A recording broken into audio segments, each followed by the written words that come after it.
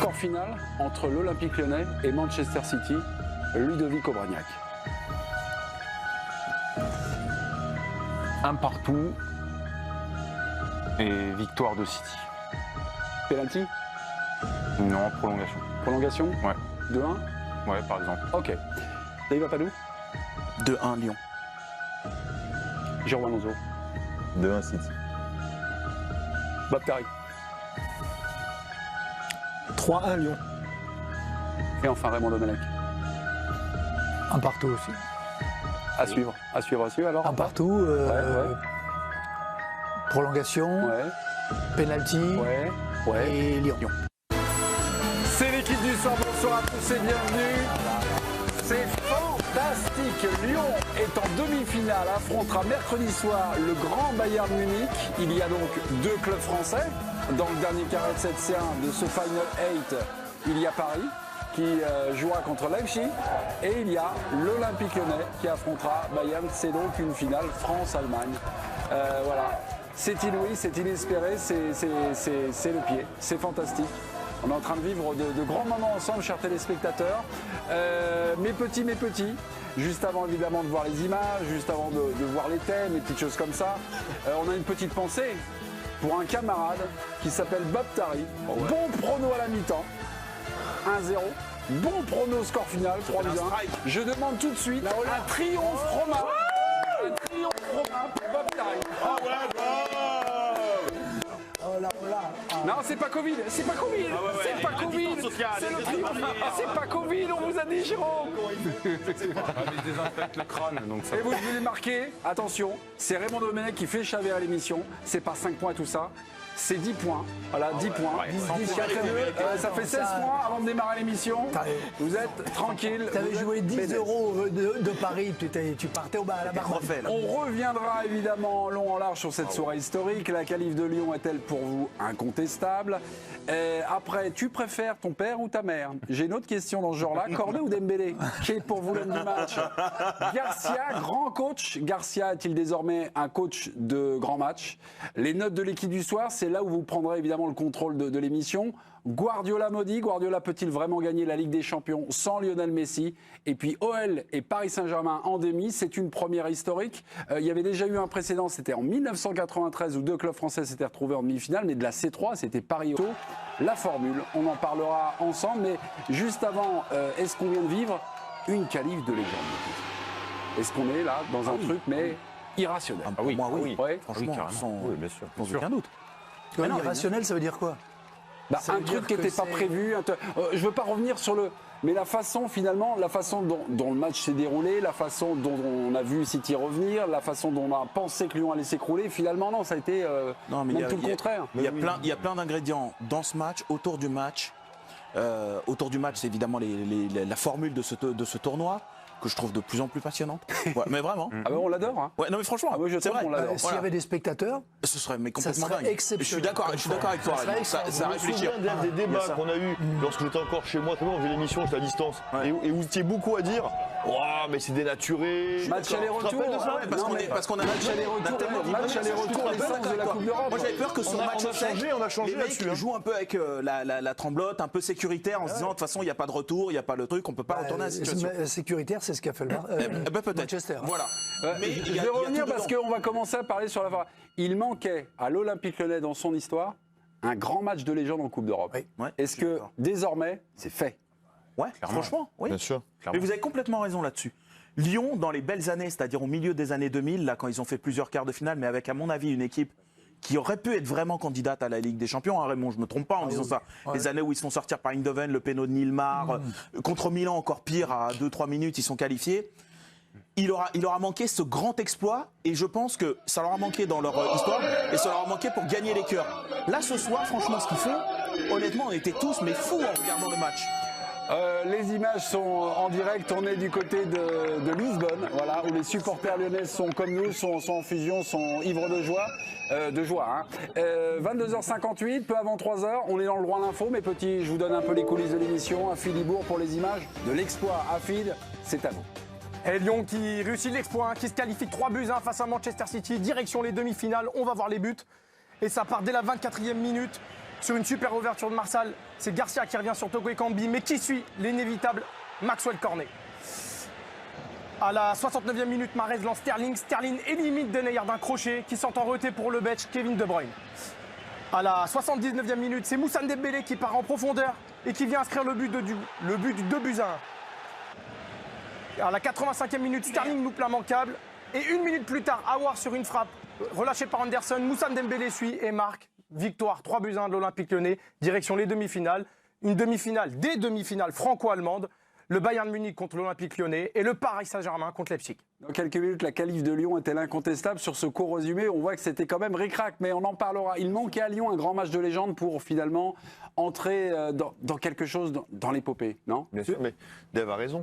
Moi, en plus, le Lyon dont tu parles, j'ai croisé le fer avec lui pendant 10 ans. Le Lyon qui nous a écrasés, qui nous a marché sur la tête pendant 8 ans. Et effectivement, nous, quand on était joueurs, on avait le sentiment qu'il leur manquait pas grand-chose pour contester la victoire au meilleur. Et puis après, plus rien. Bon, pendant longtemps, jusqu'à l'épopée en Europa League, mais bon, qui était plus sympathique que réellement génial. Là, ce soir, il y a tout dans ce match.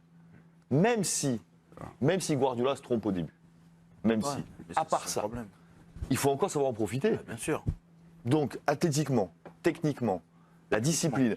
Et quand tu dis légende, il y a la fin de match. Il y a Sterling à 3 mètres du but. Il y a Ederson qui fait une faute de main incroyable. Je veux dire, donc, parce que pour moi, en tout cas, dans mes émotions, il y aura peut-être même un peu de but peut-être contestable, qui va juste nourrir ce qu'il faut sur le VAR.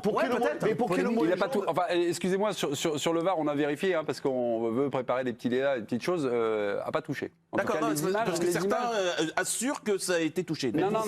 Pour finir, pour le mot légende, en tout cas moi, comment je la définis, il faut qu'il y ait toutes ces petites choses. Le raté de Sterling, l'erreur d'Ederson, l'arbitre, voilà. Et donc la réponse est oui, évidemment. Oui, et n'importe comment on peut. La qualité de Lyon, évidemment. L'adversaire, évidemment. Donc pour toutes ces raisons, oui, c'est un match de légende. Je vais revenir sur notre Lyonnais, notre président Raymond Domenech. Est-ce que c'est le plus grand match de l'histoire en Coupe d'Europe de l'OL auquel vous avez assisté? Ça, on va faire appel à votre mémoire. Mais l'homme qui a eu tout bon là depuis le début, c'est Bob Tari.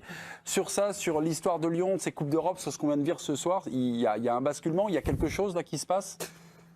Ce qui est costaud, c'est l'épopée. C'est d'éliminer la Juve et d'éliminer City.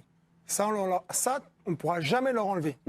Ça, c'est l'enchaînement de ces deux performances qui fait qu'aujourd'hui, l'Olympique Lyonnais, ils font un vrai truc. Non, mais ils font un vrai truc. Et alors, l'étape, bien entendu, supérieure et qui va se présenter devant eux, le Bayern. C'est le Bayern. Mais je voudrais juste finir. Eux, ils sont programmés dans leur tête. Eux, ils avaient la conviction qu'aujourd'hui, ils allaient passer. La manière dont ils ont abordé ce match sur le terrain et la manière dont ils ont été costauds prouve qu'ils n'étaient pas là pour enfiler les perles, comme on dit. Ils ont vraiment joué le coup à fond. Je vais juste dévoiler un petit secret. Vous occupez parfois, lors des congés, lors des vacances, de Karl Toko Ekambi, c'est ça? Sur la régularisation, sur les choses. Donc vous avez un contact avec lui. Quand vous nous dites ça, c'est pas, ça tombe pas du ciel. Vous avez un rapport avec moi, des gens de la Lyonnais.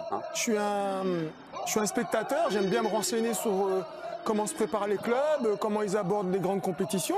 Et l'Olympique Lyonnais, je le dis depuis le début, ils ont fait un travail athlétique, ils ont fait un travail de cohésion de groupe, ils ont utilisé les bons leviers post-Covid pour remobiliser les gens. Et leur club, est, indépendamment de l'entraîneur, c'est l'organisation de ce club. Il faut quand même soulever ça, c'est quand même une sacrée organisation. Aujourd'hui, ils sont récompensés de leur effort. Et le haut niveau, c'est les résultats. Et aujourd'hui, c'est une équipe de très haut niveau. Mais ils ont juste une précision, ils ont quelque chose en plus.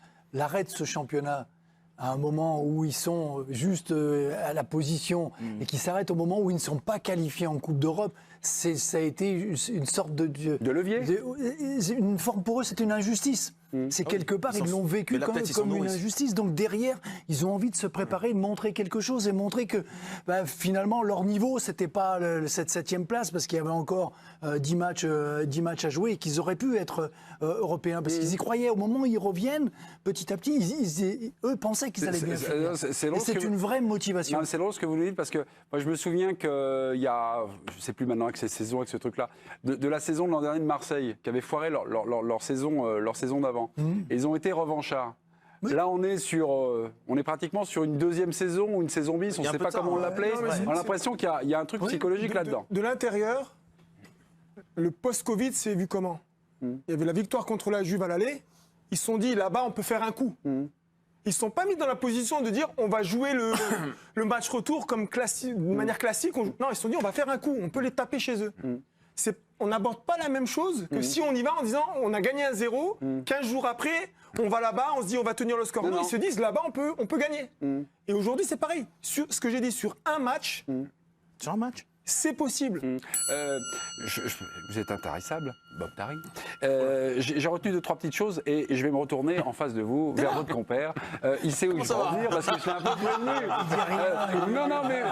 Non, Bob a dit la Juve à la maison, City à la maison, a parlé d'épopée. Moi, je relis des petites choses avec les petites discussions qu'on a. La saison de Lyon, est-ce que ça a basculé? Est-ce que maintenant on peut dire, bah si, c'est réussi? Alors peut-être pas économiquement, mais il y a un truc dont on se souviendra.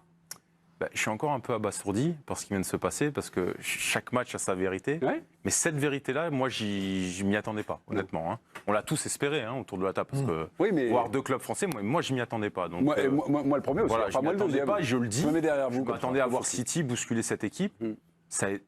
La victoire de Lyon, Lyon a surclassé City sur ce match. Cette vérité, elle est implacable. Voilà, ils ont été meilleurs, ils méritent totalement leur victoire. Maintenant, moi, je suis prêt à réviser mon jugement. Je suis prêt à réviser mon jugement. Ce que je viens de vivre ce soir, je suis prêt à aller à l'encontre de ce que j'ai dit tout à l'heure, de dire que Lyon avait raté sa saison. Maintenant, non. J'étais persuadé avant, je le suis plus maintenant, par rapport à l'émotion que j'ai vécue là. Ils vont probablement surfer là-dessus pour lancer quelque chose. Ce club a toujours été là, mais il est un peu à la traîne ces dernières années. Et là, c'est l'occasion de remettre le train en marche avec une locomotive. Et cette locomotive, c'est cette victoire. On est partout. Vous avez entreaperçu à un moment Benoît Cosset qui tentait d'interviewer quelques supporters lyonnais. On est en direct de Lyon avec notre correspondant Jérôme Marier. Ici, les supporters, évidemment, en train de communier entre eux et de partager leur dans l'histoire de Lyon, cette victoire. Alors pourquoi? Parce que ça, c'est le grand... J'en ai déjà discuté avec lui quand il a eu l'occasion de le croiser dans les locaux. Jean-Michel Aulas. Oui. Vous pouvez dire son nom. Non, mais bien sûr, j'allais y venir. Ce que je veux dire, c'est que... Il a dit lui avec un L majuscule. Mais ce que je veux dire, c'est que un de ces... Et on sent, alors il ne le formule pas directement, mais ça transpire de... C'est cette absence d'affection qu'a eu son Noël. Y compris particulièrement d'ailleurs même dans les années où ils étaient ultra dominateurs. Et que ça c'est un truc qui a manqué, qu'ils aient été respectés, qu'ils aient été reconnus comme les meilleurs, que même on s'est dit c'était une équipe franchement... Voilà, exactement. Ils n'ont pas réussi à provoquer ce qui a réussi, alors évidemment dans d'autres circonstances, mais le voisin Saint-Etienne qui avait conquis les cœurs. Pourquoi? Et je pense que Jérôme avait soulevé ça, c'est qu'il leur a manqué ce truc un peu irrationnel. Vous savez, Lyon, sa force c'est d'être un club extrêmement bien géré, bien organisé, etc. Mais on a l'impression qu'il gagnait ce qu'il devait gagner, mais que quand la marche a été un peu haute ou qu'il fallait basculer dans un truc où on est de l'ordre de la passion, du sang, quelque chose un peu foot, quoi. Que là, d'un seul coup, il s'arrêtait un petit peu à ça. Il y avait une sorte de plafond de verre. Pas tant de niveau, mais de façon de basculer. Là, ce soir, on n'est plus du tout là-dedans. On n'est plus du tout là-dedans. Enfin, ils ont fait un truc où il y a un souffle, il y a un vent, il y a quelque chose. C'est pas qu'une qualification. Pour moi, elle est capitale. Je me suis toujours posé la question parce que les Verts, en 76, ont fait chavirer la France. On parle de toute la France était verte. Hormis quelques irréductibles. 1 ou 2. Lyonnais. 3. Marseille, sous les années. Je suis allé voir leur match. Ah, c'est vrai aussi? Ouais. Non, Marseille, de tapis, tout le monde était un peu pour ils ont entraîné quelque chose, bien sûr. Est-ce qu'aujourd'hui, l'époque change et tous les Français ne peuvent pas être derrière cette équipe-là ou l'équipe de Paris Je vais même plus loin, mais juste après. Parce que souvent on dit Paris n'est pas populaire. Mais rappelez-vous le PSG de Comboiré, de Guérin, de Rail, de Bravo, de Lama contre Madrid. Moi je me rappelle même mes potes marseillais. Tout le monde était debout pour ce PSG-là.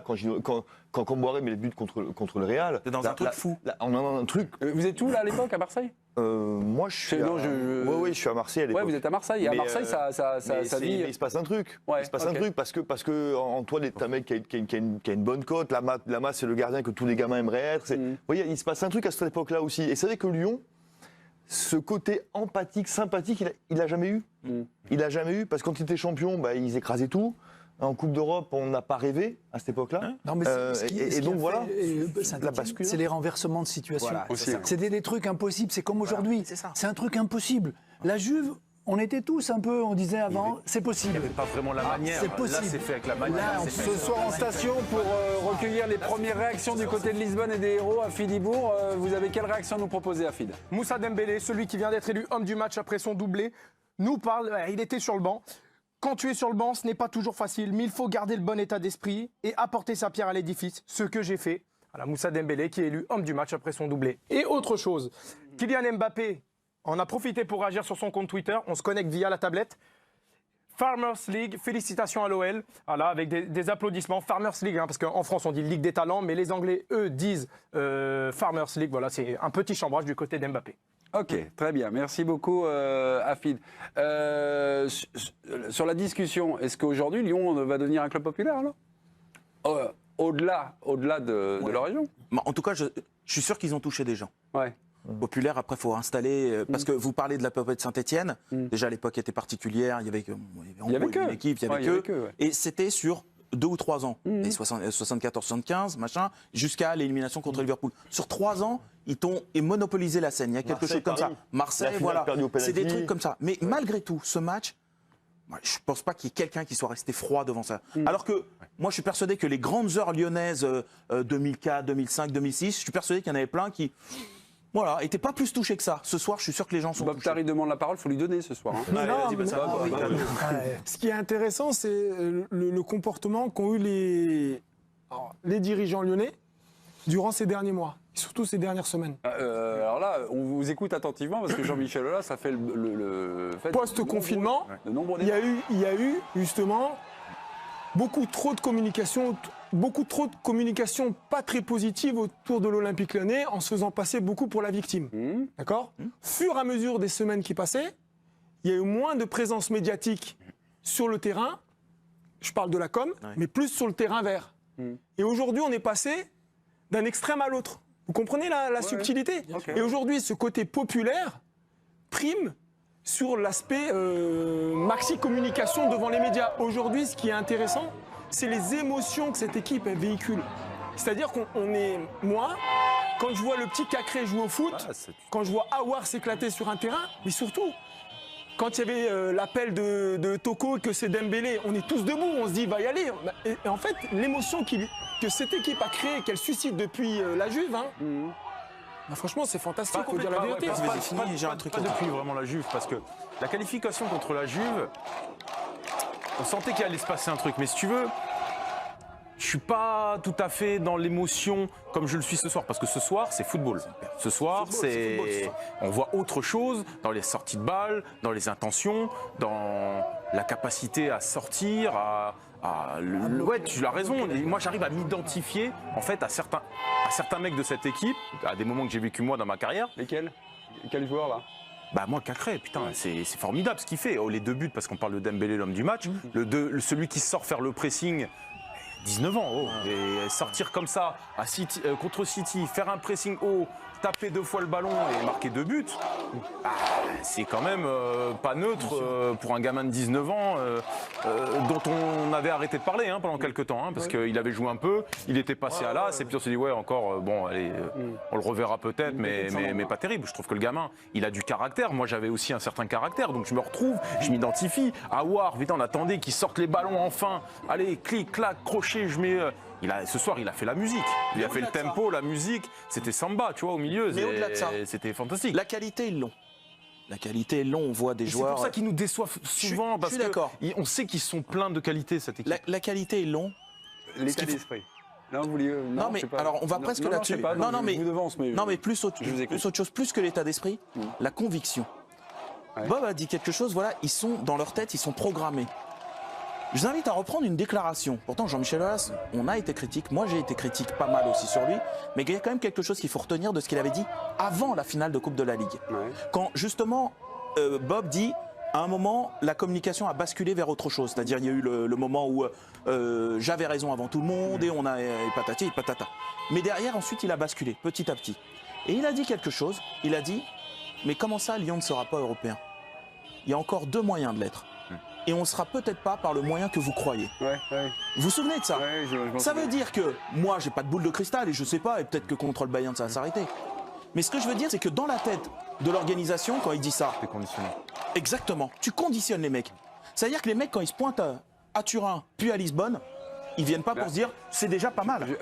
Dave, on a Raymond Domenech qui a été l'entraîneur sous Jean-Michel Aulas. C'est le premier entraîneur que Jean-Michel Aulas a choisi. C'était le moment de la remontée. On était à la fin des années 80. Sur l'impact d'Aulas, parce que nous, évidemment, on la commente, on ne la vit pas à l'intérieur. Lorsque Jean-Michel Aulas communique ainsi, est-ce que ça irradie, est-ce que ça irrigue le club également?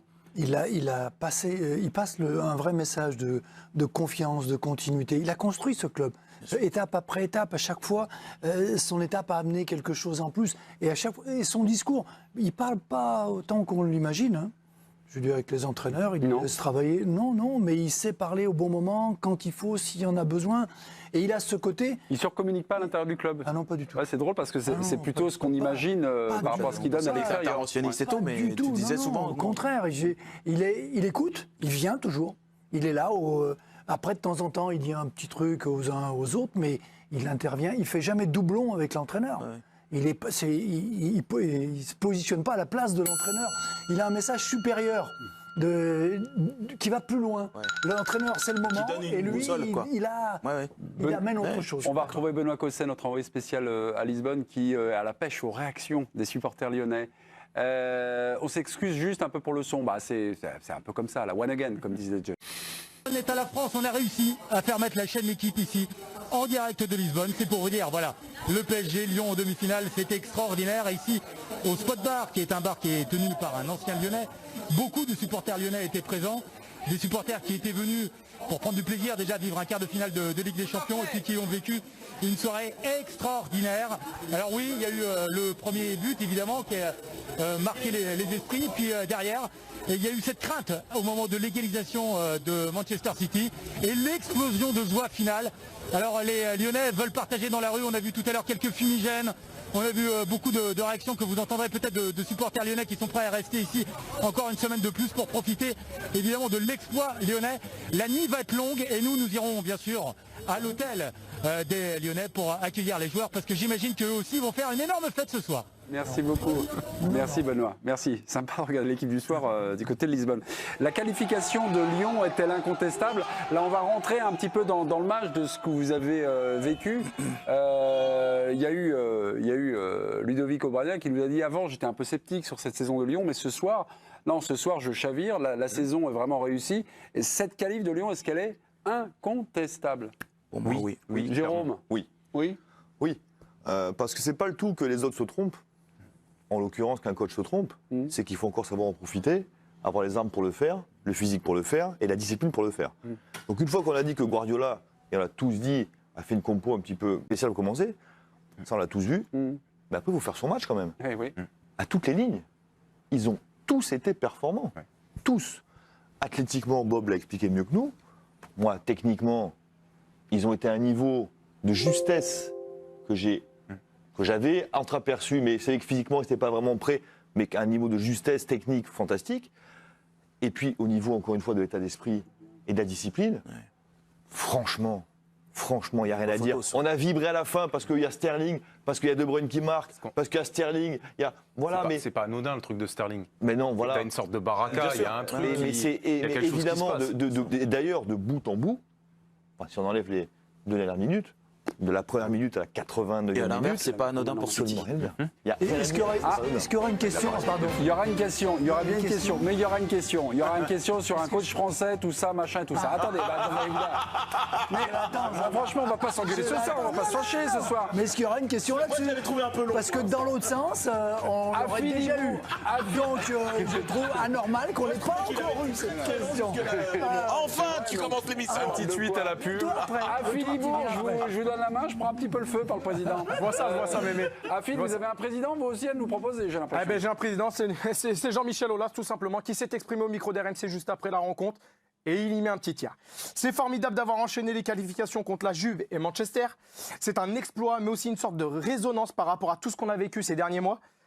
On a l'impression que les joueurs se sont emparés de cette injustice qui nous a cloués à la 7e place à 10 matchs de la fin. Jean-Michel Aulas. Jean-Michel Aulas, ouais, mais c'est. J'aurais pu être Jean-Michel Aulas. Hein. Vous continuez votre soirée, vous avez toujours un coup d'avance, Bob Tari. Sur le match et retour à la qualif, là, la qualif incontestable, City n'était pas dans un grand soir, encore faut-il que Lyon ait les armes pour finalement passer. Bob Tari. Là où ça a été très fort, c'est dans le changement tactique en deuxième mi-temps. Ils sont passés en 3-5-2 première mi-temps. Au bout de la 20e minute de la deuxième, ils sont passés en 5-4-1. Avec Toko qui a décalé à droite, en n'ayant qu'une pointe, en faisant sortir Depay et rentrer Dembélé, qui a apporté l'impact physique. C'est là, on parlait du Paris Saint-Germain et leur fameux pacte. Vous ne pensez pas qu'à Lyon, ils ont un pacte? Je pense. Dans cette capacité d'adaptation qu'ont les joueurs là. Là, franchement, d'un point de vue cohésion de groupe, management, les mecs, ils font le taf. Hein. Je vais revenir sur les surprises ou la stupéfaction et la joie de Ludovic Obraniak. Moi, je partageais un peu votre analyse. Quand je voyais Lyon jouer avant cette rencontre, je trouvais que c'était une équipe un peu hémiplégique. C'est-à-dire, soit elles avaient des qualités pour défendre, soit elles avaient parfois des fulgurances en attaque. Jamais les deux réunis. Jamais les deux réunis. Parce que Lyon est en train de passer ce petit cap là. Je l'espère, parce que Lyon, en fait, ils jouent très bien contre les favoris parce qu'ils ont le système à 5. Par contre, en Ligue 1, quand il faut faire le jeu et qu'il faut éventuellement mettre 2 à jouer à 4 derrière, 2 devant et tout, et tu sens plus de difficultés à faire le jeu. Donc oui, ils t'attendent, mais on le voit bien. C'est pas parce que tu joues à 5 derrière ou tu es censé supposer jouer à 5 derrière. En fait, c'est pas un 5-3-2, c'est un 3-5-2. Ça veut dire que tu apportes des supériorités au milieu de terrain, ça veut dire que tu apportes du surnombre, ça veut dire que tu apportes des décalages, ça veut dire que tu presses plus haut, ça veut dire que tu as des couvertures. Ce système-là, le coach Garcia, je ne sais pas comment, il l'a imaginé peut-être depuis un moment. Mais avoir les résultats qu'il a eu là en si peu de temps sur l'animation de ce système-là, franchement chapeau. Parce que c'est pas donné à tout le monde de pouvoir animer comme ça un système que tu ne maîtrises pas généralement ou que tu n'utilises pas tout le temps. C'est la victoire d'un coach. Là, vous n'avez même plus besoin de faire le taf, Raymond. Non, mais c'est la victoire d'un coach. C'est la victoire d'un coach. Et je dirais, à la limite, c'est la victoire d'un par rapport à la défaite de l'autre. Je veux dire, il y en a un qui a perdu le match au départ du match. Ouais. Parce que quand il modifie son équipe, qui ne met pas Mahrez, qui ne met pas Silva, il y a le petit anglais aussi, Foden, qui va à 200 à l'heure, qui est capable de dribbler, créer quelque chose. Il a mis des trains de marchandises en place, en faisant de Bruyne qui était contre nature. Il a joué contre nature. Donc lui, il perd son match. Mais Rudy, de son côté-là, je veux dire, l'équilibre de son 3-5-2, je l'avais souligné déjà contre la Juve, je redis, il est parfait. Et le travail de Cornet sur le côté avec Marsal, je veux dire, c'est à montrer dans toutes les écoles où on fait du tactique. On peut le montrer à tous les entraîneurs italiens, à tous les entraîneurs espagnols. Ah, ça y est. Oui, non, mais comme je me suis fait attaquer là-dessus, je veux dire, de dire qu'aussi les entraîneurs français sont capables d'organiser des équipes et de montrer comment on travaille. Ce que fait Rudy là, c'est simplement parfait sur le travail. Et quand on bat la Juve et Manchester, on peut dire que oui, on a un entraîneur qui est capable de le faire. Si c'était un entraîneur d'un pays quelconque, on dirait c'est un génie, c'est extraordinaire ce qu'il fait. Moi, je dis la même chose de Garcia. C'est fabuleux. Juste, Raymond, on est en direct, là, on est en direct de Lyon. Juste un petit commentaire. Vous êtes surpris que la ville s'embrasse comme ça Non, ou pas du tout? Je suis un peu gêné. Je suis content. La ville est capable de s'embraser, ils l'ont prouvé. C'est par rapport au climat, par rapport au Covid. Au Covid, je veux dire, voilà, c'est pas une bonne indication pour l'ouverture des stades. Ça veut dire qu'ils sont capables de faire n'importe quoi, de se retrouver tous ensemble, sans masque. Je veux dire, voilà, c'est gênant parce que ça va, le gouvernement va dire, attendez, on va pas pouvoir ouvrir. On va continuer, on va fermer, au contraire. C'est un petit peu dommage. On peut mettre les masques et être content, être heureux. C'est ce que je vais faire en sortant. Oui, ok. Simplement, retour sur cette victoire de Lyon. En quoi vous semble-t-il, elle a progressé? Vous regardez tous les matchs, Raymond. En quoi cette équipe, elle a passé un cap par rapport Mais Bob le disait tout à l'heure, moi je pense que c'est ça. Cette équipe, elle a pris conscience de son potentiel. Ils jouent les uns pour les autres. Ils le déclarent tous ensemble d'ailleurs. Ils le disent. Ils jouent en équipe. Et ils jouent. Mais ils jouent toujours les matchs, les derniers matchs, c'est ce que Jérôme disait tout à l'heure aussi, contre des équipes supérieures. Donc la motivation, elle est là. Ils sont obligés d'être solidaires. Maintenant, quelque part, on ne va pas les juger là sur cette fin d'année parce qu'ils auront le Bayern, après ils auront le PSG. Voilà, on ne sait pas ils seront toujours dans la même situation. Mais le premier match, ils vont le jouer. Non, ils ne le joueront pas à Montpellier. Je sais pas où ils vont le jouer. Et c'est là où on dira, ils ont gardé quelque chose. Et c'est où on les attendra. Il y a quelque chose aussi juste qui me frappe, moi. Alors c'est certainement aussi la préparation, mais qui vient aussi de la préparation et de la cohésion. Ils courent ensemble. Ils courent ensemble. C'est nouveau, ça. Ouais. Hein Non, mais le plus dur, ils courent juste. Bien sûr, mais voilà. Ils courent juste. C'est-à-dire que cette équipe, elle a compris qu'elle faisait mal. C'est une équipe, quand elle se projette, c'est une équipe de transition. Ils ont compris qu'ils avaient 2-3 flèches devant et qu'avec 1 ou 2 bons ballons bien sortis, Cacré qui nettoie, Aouar, ça envoie. Et ils ont Depay qui joue, qui est là. On ne peut pas dire qu'il soit utile à l'équipe. Donc, quand Depay sera revenu à un bon niveau, cette équipe, elle peut jouer quelque chose. Et c'est ce qui a frappé Sarri quand il a vu la finale de Coupe de la Ligue. Il en a parlé longuement, il en a beaucoup dit autour de lui. Il avait été frappé par la préparation physique des Lyonnais. La forme physique. Ouais. Il a dit qu'il les trouvait costauds. Et c'est vrai, j'étais au stade et le niveau était constant. C'est les attaquants qui avaient plus de problèmes parce que là, c'était presque une question de rythme, changement de rythme justement. Voilà. Mais sur le côté costaud, préparé et mentalement là, c'est-à-dire de ne rien lâcher, ils étaient prêts. Et Sarri, ça lui avait pas échappé. Vraiment, tout de suite, il l'a dit. Tout le monde a pensé que c'était une espèce de politesse, un petit peu parfois comme certains coachs le font. Mais non, il était vraiment impressionné. Et je suis persuadé que cette équipe-là, elle impacte un peu l'adversaire. Techniquement, tous les joueurs sont bons à ce niveau-là. D'accord ? Bien sûr. Bon, toutes les équipes confondues. Après, quand il y a une équipe qui est prête physiquement, dans un contexte particulier, et quand mentalement les mecs ont passé un cap, bien sûr. Bah, ça donne ça. Non, mais il faut que collectivement, ça soit aussi coordonné. Bien sûr. Et ça, c'est le travail, c'est quelque part, c'est le travail de l'entraîneur. Et ils ont repris tôt pour ça aussi. Mais le symbole de cette équipe, c'est le petit Cacré. Parce que lui, il va de l'avant. Lui, il donne toujours, il va chercher l'impulsion. On en revient au système aussi, qui est très important, puisque tu es tout le temps en train de défendre en avançant. Tu n'es jamais passif, tu es actif tout le temps dans ce système-là. Après, c'était dans l'utilisation du ballon. Moi, contre la Juve, c'était pas souvent les éléments majeurs, techniques, tactiques, mentales. Physique. Moi, j'ai toujours tendance à mettre la technique en premier et ça bougera jamais. Mais si t'as pas le physique, tu peux pas. Pour mettre la technique en application, si t'es cramoisi, faut que tu sois physiquement ta technique, elle te sert pas. Donc tout est intimement lié. Basiquement, t'es entamé, t'es pas lucide. Il fallait bosser fort physiquement pour pouvoir répondre. Ça serait bien qu'on ait les stats physiques. On avait ceux de la première mi-temps. Oui, mais moi, je voulais un peu refroidir l'ambiance, refroidir gentiment, parce que vous allez me tomber dessus comme d'habitude, mes petits. Est-ce qu'on peut juste regarder la fiche du match, parce qu'il y a un petit truc. Regardez, 72% de possession, 15 tirs à 7. 6 tirs cadrés, 87 à 110% de passes réussies. Ouais. Puis Afid nous a montré les images avec ce résumé, avec à 1 partout, il y a Sterling qui manque quelque chose d'incroyable. Non, pas 1 partout. À 2, pardon. Oui. C'est à 2, pardon. Ça passe ric-rac. Mais bizarrement, on n'a jamais senti cette équipe au bord de la rupture. Moi, je ne l'ai pas senti au bord de la rupture. Tu l'as senti, toi, au bord de la rupture, cette équipe ? Ils sont revenus à 1 partout, les débats se sont plus ou moins équilibrés. City a eu quelques occasions, Lopez a été impeccable comme souvent dans les... plus qu'impeccable. Ouais, il était plus qu'impeccable. On notera Lopez dans quelques minutes. Comme souvent dans les grands matchs. Mais j'ai jamais senti Lyon au bord du précipice, à 2 doigts de craquer. Non, ils sont. Non, puis là, vous nous montrez le tableau. Ok, c'est City en face. Ouais. On va s'attendre à ce que Lyon, ils aient l'inverse, 72% de possession qu'eux, qui vont pas leur concéder un seul tir. Non, évidemment que il y a gros temps, évidemment, qui vont imposer des séquences et tout. Mais globalement, je pense pas que du côté de City, en Angleterre, ou même Guardiola dans son fort intérieur, quand il va reprendre un tout petit peu de recul, je pense pas qu'il se dira... Mais on était largement au-dessus, la qualif elle est imméritée. Autant l'année dernière il peut pleurer, autant l'année dernière il doit passer contre Tottenham. C'est un joue à une pointure de chaussure. Et ils avaient tout fait pour ça. Autant cette année il peut s'en prendre qu'à lui-même. Ça ressemble à la leçon qu'il avait prise contre Monaco. Ces stats-là, elles sont aussi, elles nous induisent en erreur. Oui. Parce que, ok, 72% de possession de balle. Bon, mais combien de fois ils ont pris la balle, à 40 mètres du but. Oui, ça va.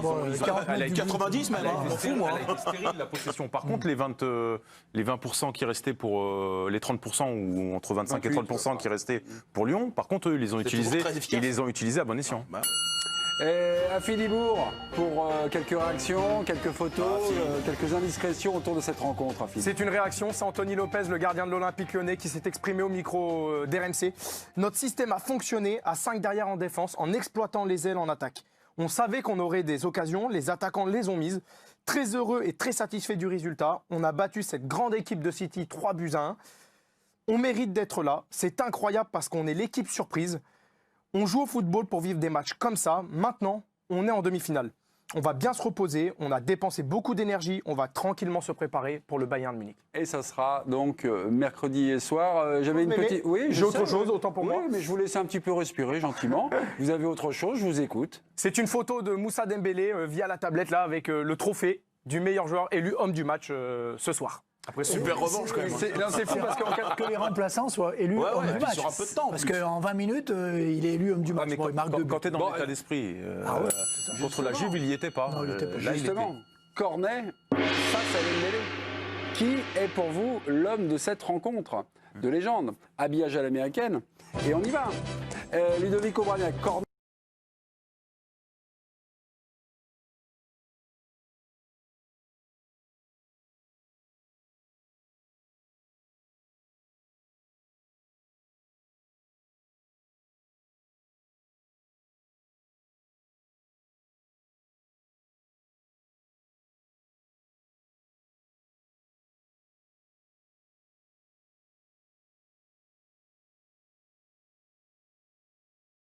Comme joueur, mais t'as pas envoyé le tweet, Raymond. Comme joueur, pour moi, le symbole de cette équipe, c'est Cacré. C'est Cacré, ok. Alors 2 voix pour Cacré. On commence juste comme ça, un peu scolairement. Cornet, vous m'avez dit Cornet, mais c'est le match, c'est autre chose, c'est quoi? Non, c'est le match et c'est cette autre chose. Le foot, c'est aussi ça. C'est cette espèce de truc un peu irrationnel qui fait que Cornet, qui est un joueur de devoir, mais il crée cette histoire avec City, pas sur un match. Maintenant, c'est le 3e match où il est rentré dans la tête de ces mecs-là, du coach considéré le meilleur, ou dans un 2, 3 meilleurs, on pourra discuter de ça un petit peu après, n'est-ce pas, Raymond? Mais enfin, voilà, il est rentré dans la tête de Guardiola. C'est quand même incroyable. Et là, ce fait, et c'est fou, c'est parce qu'évidemment, il y a son but. Mais défensivement, sur la rigueur sur le placement, sur la façon qu'il a eu d'éteindre Kyle Walker, qui était censé... Voilà, intelligence, parce qu'il n'y a pas que la débauche d'énergie. Moi, je trouve que ce garçon, voilà, rarement, c'est son soir. Là, c'est son soir aussi. Il va rêver de Cornetto cette nuit ou pas? Parce que c'est notre petit Cornetto, quoi. Ou alors il le recrute pour être sûr de plus jamais le croiser. Je rappelle quand même qu'il a été formé à Metz. C'est vrai. Toujours parler de Metz, c'est dans votre contrat, mon cher Ludovic. La 4e dimension, on va regarder. Metz Club. Dans quelques minutes, sur le plateau de l'équipe du soir, vous allez prendre le contrôle de l'émission. On est en train de parler de Maxwell Cornet. Si vous avez envie qu'il soit noté, voilà, vous passez par le compte Twitter de l'équipe du soir, vous nous mettez un petit message et puis vous mettez sa note. Oui, j'aimerais bien en régie parce que je vous parle et à la fois quelqu'un me parle dans l'oreillette, mais tout va bien. Notez Maxwell Cornet, nous dit Alex Dunissa. Tiens, un habitué de l'équipe du soir. Salut Alex, c'est un 8 pour moi. 8 dans un match comme ça, très bon match. Ça vaut pas plus? Ça pourrait être 9. Ah ben je sais pas. Non, je sais pas parce que je reprends un peu le fil de l'émission. On place cette performance dans ce contexte. Ouais, 9, allez, ça me gêne pas de le mettre. C'est exceptionnel. C'est exceptionnel. C'est exceptionnel. Oui, Je sais pas. Non, je sais pas. Le côté exceptionnel, c'est vrai. Il y a le côté aussi son rapport à City. Non, on joue pas sur les mots, c'est les notes, c'est sérieux. C'est quoi alors? 8, c'est très bon. Et 9, c'est exceptionnel. Non, à la fin, changer d'avis. Franchement, à la fin de sa carrière. Mémé, c'est un influenceur quand même. Non, mais je dis ça. Un peu solide là-bas, j'avoue, il a plus de personnalité que nous. Bob, dans 15 ans, à la fin de sa carrière, Maxwell Cornet sur son rocking chair, il se souviendra de quoi comme image de sa carrière?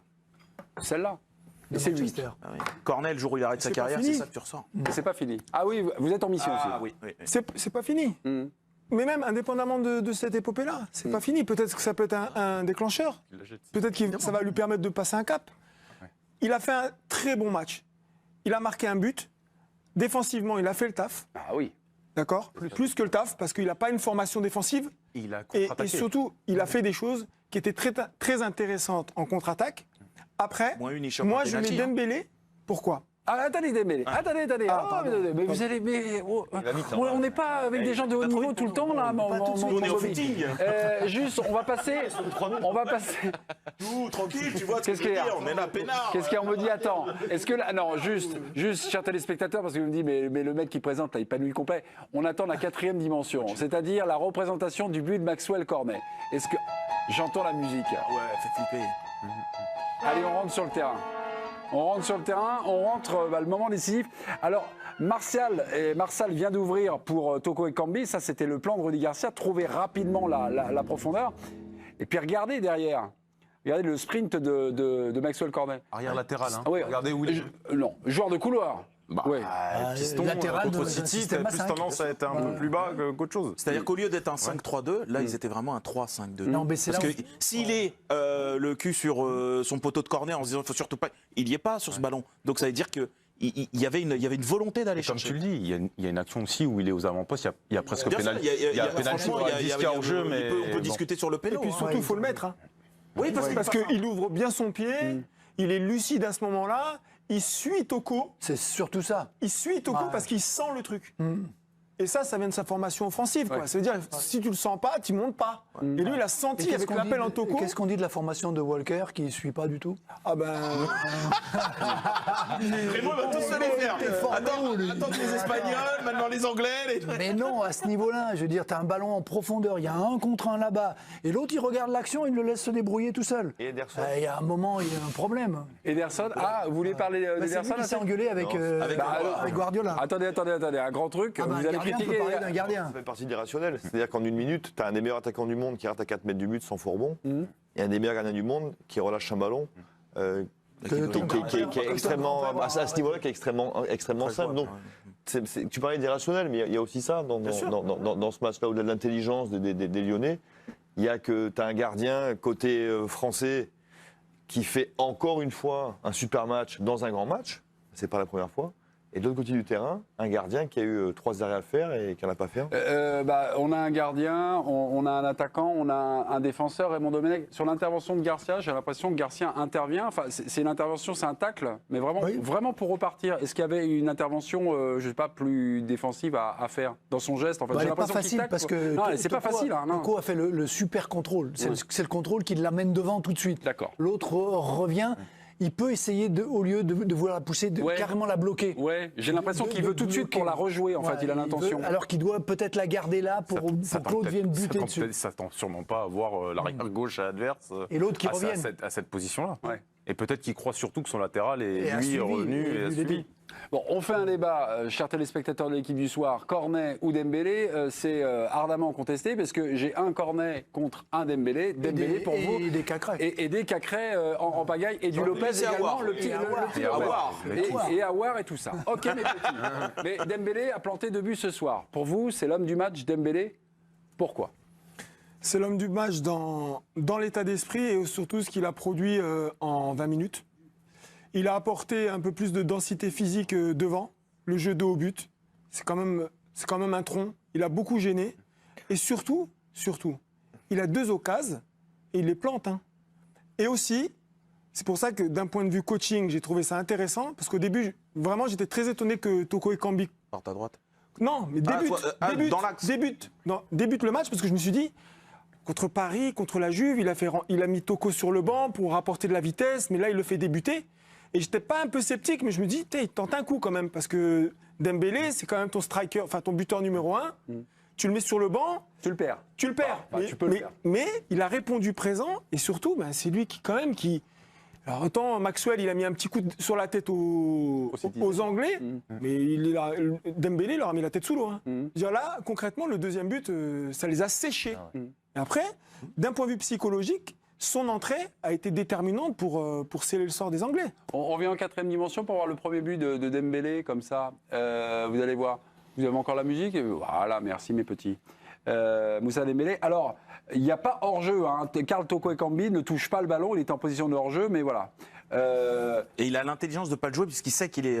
Présence d'esprit. Voilà, exactement. Ça, c'est de la lucidité. Bravo. Hein. Parce qu'à ce moment-là, il y en a plein, la tête dans le guidon, qui le touche. Oh merde, truc. T'es étonné d'ailleurs qu'il réagisse aussi vite. Oui, voilà. Après une heure très lucide. de jeu. Les sprints qu'il a fait. Avec tout ce qu'il s'est envoyé dans... Moi, j'ai trouvé ça remarquable parce que je me dis, mais mince, il va la jouer. Et il s'arrête. Ludo, sur la finition de Moussa Dembélé dans son face-à-face avec le gardien des Citizens, c'est quoi? C'est de la chance ou alors il tire sur les entre les jambes? Il y a une petite part de chance, mais à ce niveau-là, il en faut. De réussite, il tente, à mon avis, le gardien part en essayant de faire un truc de hand, là, les fameux jambes pliées, jambes tendues. Il essaye de lui placer, à mon avis, entre les jambes. Elle passe juste dans un trou de souris, quoi, et elle prend le rebond qu'il faut. Mais bon, la chance, elle sourit aussi aux audacieux un petit peu. C'est ça qu'il faut rappeler. C'est que on est toujours déçus avec les clubs français parce qu'ils ont toujours cette espèce de inhibé, tu sais, toujours, bon, on n'est pas assez bon pour battre cet adversaire où on va... Bah là, dégageait pas ça du tout, moi, ce soir. Entre ce que j'ai vu du Paris Saint-Germain, le changement de mentalité, parce que finalement, il n'y a pas de secret. Tu disais, bah, les éliminations, oui, mais la malchance et tout ça, tu vois. Bah, tu disais la malchance... Il y avait des éléments qui t'amenaient à penser que la malchance, c'était pas que de la malchance. Et ben là, pareil. Oui, il y a des éléments qui montrent que c'est pas que de la chance. Et est-ce qu'on peut revoir, parce que sur la malchance, ou sur des petites choses qui tournent parfois en faveur ou en défaveur d'une équipe, et d'une équipe française, on va revoir, et concentrez-vous bien sur le début de la course de Moussa Dembélé. Hop, vous voyez que Laporte tombe. Il y a eu un petit contact ou pas ? Ouais, bah, il y a eu un petit contact entre il se fait pas un croc en jambe. Il y a eu un petit contact. C'est le contact qui provoque le contact. Oui, voilà, c'est ça. Mais en pas bien vu, je vous. En fait, ça tourne bien. Oui. Tout tourne bien parce que ce genre de situation, la VAR intervient, dit bah non, mais il y a faute, machin et tout ça. Paris a eu un but refusé contre le Real tout à l'heure. Exactement. C'est une faute de Gay. Voilà. C'était au mois de décembre, ils avaient obtenu un penalty, le penalty avait été annulé. Voilà. Pour une faute de Gay au milieu du terrain. Exactement. Mais dans tous ces grands rendez-vous, ces grandes épopées, tu es toujours forcé de donner quelque chose à la réussite en sport de haut niveau. C'est obligé. Bien sûr. Que ce soit les sports courts, tu es obligé. Alors, eux, c'est un peu moins vrai parce que tu te bats contre toi, mais dans les sports courts, pour une longue épopée, il y a forcément des moments comme ça où ça va tourner. On continue de parler de Dembélé, juste la note express, parce qu'on va lancer la pub dans quelques minutes. Ouais, sur Moussa Dembélé. Vous lui mettez combien ? 9. Ah ouais. Franchement, 100% de réussite. Exceptionnel. Bah oui. Ah oui, rentrée Ah oui, exceptionnelle. 20 minutes, 2 buts. Qualification. Dire qu'est-ce qu'on peut dire de plus Rien. Continue, hein. Ce qu'on va dire de plus, c'est qu'on va continuer à parler de ce débat. Parce qu'on n'a pas parlé d'Aouar, on basculera peut-être dans les notes de l'équipe du soir un petit peu plus tard. On parlera de Rudy Garcia. On est ensemble jusqu'à minuit et demi. C'est la fête. Les gars, mettez des masques à Lyon, s'il vous plaît. Allez, à tout de suite.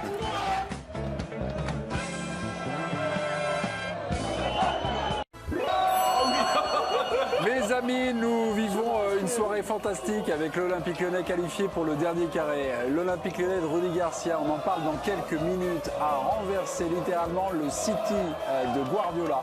Succès 3 buts à 1 à Lyon. On est présent, Jérôme Marié nous tourne des images en direct.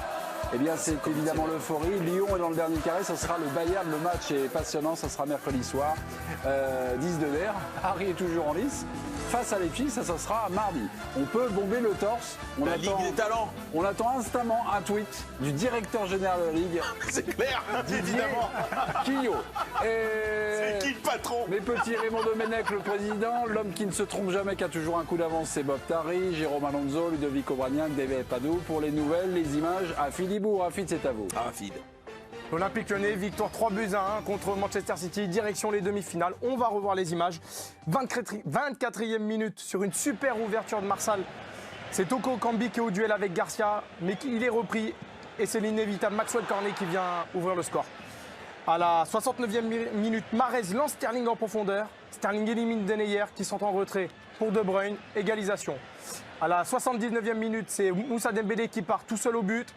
Et il gagne son face-à-face face à Henderson. À la 79e minute, c'est Sterling qui loupe l'immanquable. Et une minute plus tard, Moussa Dembélé vient inscrire son doublé. De Bruyne a réagi après le match et il dit dithyrambique auprès d'un joueur de l'Olympique Lyonnais. Mais qui est-il ? Lyon joue bien en équipe, je regarde peu le foot français, peu l'anglais aussi, mais j'ai été impressionné par Oussem Aouar. Il a fait un grand match aujourd'hui.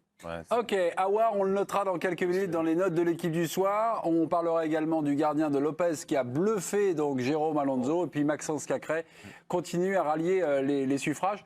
Juste un mot avant de passer au thème Rudy Garcia. Cornet contre le City de Guardiola, c'est 4 buts. Comme qui ? Comme Lionel Messi. Cornet égale Messi. Vous aurez peut-être ce débat un petit peu plus tard dans la soirée si on voit un coup de trop. Et Garcia, grand coach. Garcia, l'homme qui ne gagnait jamais les grands matchs. Il y avait un petit sparadrap qui était comme ça. Et Garcia est-il désormais un coach de grands matchs ? Eh oui. Est-ce que là, tout d'un coup, ce soir, il y a quelque chose qui s'est inversé ? On me demande un habillage à l'américaine. Avez-vous la musique ou on a encore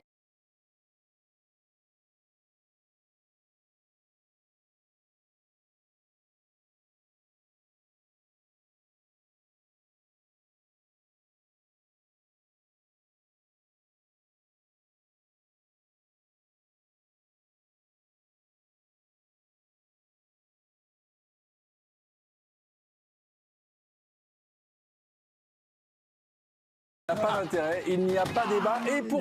Et pourtant, il est sur le chemin. Oui. C'est-à-dire quoi? C'est-à-dire qu'il y avait encore un doute, il y avait quelque chose. Écoutez Dave Apadou, écoutez-le. Oui, parce que jusqu'à son passage à Marseille, il y avait. Et avant, il y avait quoi? Avant, il y avait quoi? Il ne va pas vous laisser parler. Il y avait quoi avant? Voilà, c'est ça. De quoi? Dites-moi, parlez. On a l'impression qu'il est juste là. Il y avait Lille, il y avait la Roma. Ouais. Bah et, tu peux regarder les gros matchs avec Lille et la Roma. Il a fini combien? Non, je te parle des gros matchs. On parle de gros matchs. On parle pas de est-ce qu'il a réussi à la Roma. Non, la question c'est est-ce que c'est un grand entraîneur? Non, un coach de grand match. Un coach de grand match. C'est ça la différence. Qu'il ait réussi à la Roma, moi je suis d'accord avec toi. Hein. Il a fait 2e et tout, c'est très bien. Mais dans les grands rendez-vous, y compris en Ligue des Champions, contre le Bayern ou des choses comme ça, t'as l'impression qu'il n'arrivait jamais à changer le rapport de force. C'est-à-dire, s'il tombait sur une équipe qui était plus forte, voire bien plus forte, il n'arrivait pas à trouver le truc, y compris avec Marseille. Là, je trouve que entre ce qu'il avait réussi à Turin, contre Turin, à l'aller notamment, validé ensuite, là, cette finale, ce qu'il a réussi en finale de... Voilà, là contre Manchester City. Et voilà, j'allais ajouter ce qu'il a réussi en Coupe de la Ligue où, de rien, tu regardes droit dans les yeux le PSG et franchement, tu peux la prendre, c'est au tir au but. Et ben ouais, je trouve qu'il a trouvé quelque chose. Après, un coach, c'est au bon endroit au bon moment. Peut-être que ce club-là aussi lui convient. C'était une de mes questions que j'allais poser peut-être à Bob et à Raymond. Quand je vous ai posé cette question-là, moi qui me paraissait peut-être un peu évidente, vous m'avez répondu, Ludovic, c'est un peu plus compliqué que ça. C'est-à-dire, rappelons aux téléspectateurs que vous avez été coaché par Rudy lors de votre étape lilloise.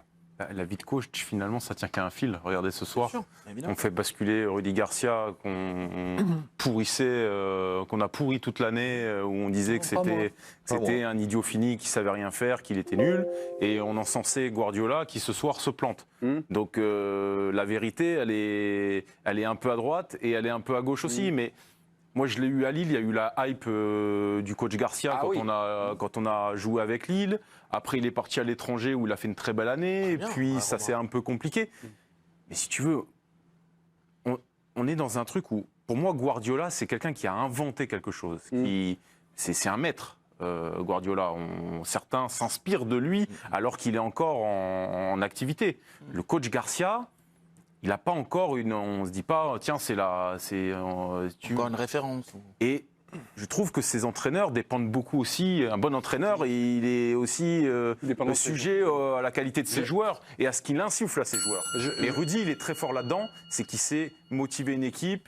Et là, c'est tout le travail de communication qui a été fait et ça se ressent sur le terrain. Je reviens sur Rudy Garcia, le jour de sa nomination, on est au mois d'octobre, on est un peu stupéfait parce que Garcia, on va dire, passe un peu à l'ennemi. Il était coach de l'Olympique de Marseille, il a terminé un peu à bout de souffle et puis, en tout cas, grande surprise, il est nommé à l'Olympique Lyonnais.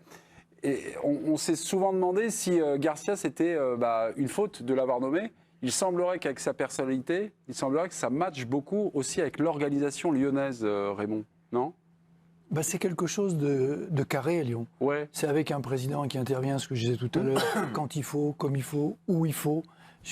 Le côté médiatique extérieur, c'est lui qui le gère, même qui l'envahit parfois, et avec les problèmes que ça peut causer. Il est essentiellement sur son travail. C'est son travail de terrain. Et on a vu ce que ça donne sur le travail de terrain. Là, il est performant, il arrive à le faire. Sa communication avec les joueurs, elle est en interne. Il n'a pas besoin de s'étaler à droite, à gauche. Comme il disait quand il était à Marseille, il a l'impression qu'il était obligé, qu'il faisait tout, qu'il partait dans tous les sens. Il faisait le recrutement ici, c'est organisé. Il y a des règles, il y a une conduite. C'est un club structuré.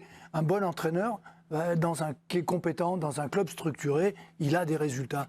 Dans les autres clubs, il est dépendant du moment, de quelque chose. Malgré ça, à Marseille, il est allé en finale de la Ligue Europa. De la Ligue Europa. Juste ça, entre parenthèses. En 2018. Bob Tari, sur Garcia, Lyon, où vous vouliez dire autre chose, on vous écoute. Non, mais il est arrivé un petit peu à la surprise de tous à l'Olympique Lyonnais, il est arrivé avec un adjoint. On lui a imposé le staff lyonnais. Depuis il a pu manœuvrer, parce qu'il est malin. Justement, il arrive avec un adjoint. il a fait son petit audit, il a mis en avant quelques carences. Au niveau de la préparation physique, il a demandé à avoir un responsable de la performance pour gérer la globalité du projet. Moi, ce que je trouve bien depuis quelques semaines et quelques mois, il ne se renie pas. Et surtout, dans les clubs de très haut niveau, il faut être un meneur d'hommes et un manager. Dans le management. Aujourd'hui, c'est une leçon de management. Mettre Dembélé, lui faire comprendre qu'il va débuter le match sur le banc et le garder sous cloche en disant « tu vas avoir ta chance », le faire entrer, qu'il plante 2 buts. Mobiliser tout le monde parce qu'il n'y a pas de blessés.